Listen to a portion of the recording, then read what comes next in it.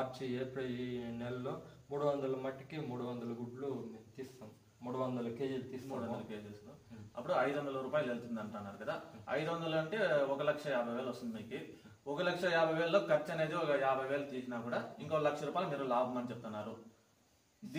మీకు ఈ 1,00,000 రూపాయలు మీరు సంతృప్తిగా ఉన్నారా? పర్వాలేదు. రైతులకి సిరికల్చర్ వల్ల పంటలు బాగా వస్తే రేట్లు పోతే పర్వాలేదు. ఇంకా మనకి గవర్నమెంట్ నుంచి కూడా దీనివల్ల మనకేమైనా సబ్సిడీ ఏమైనా వస్తుందన్న? మన గూళ్ళ 6 years బ్యాక్ 50 రూపాయలు సబ్సిడీ ఇస్తా ఉంటారు. అంటే ఒక కేజీ పైన గవర్నమెంట్ 50 రూపాయలు సబ్సిడీ ఇస్తా ఉంటారు. ఇప్పుడు ఒక 6 ఏళ్ళ నుండి సబ్సిడీ రాలేదు. సబ్సిడీ కన్నా గవర్నమెంట్ కానీ ఇస్తే ఇంకా రైతులకి పర్వాలేదు. మీరు అది గవర్నమెంట్ అడుగుతున్నారు. అడుగుతాను. ఇంకా మీరు ఏమన్నా యువ రైతులు ఎవరన్నా ఇంట్రెస్ట్ ఉండే వాళ్ళకి వాళ్ళు మీరు ఏమైనా అంటే ఏమి సూచనలు ఇస్తారన్న? మీరు యువ రైతులకి ఇంట్రెస్ట్ ఉండి ఎవరైనా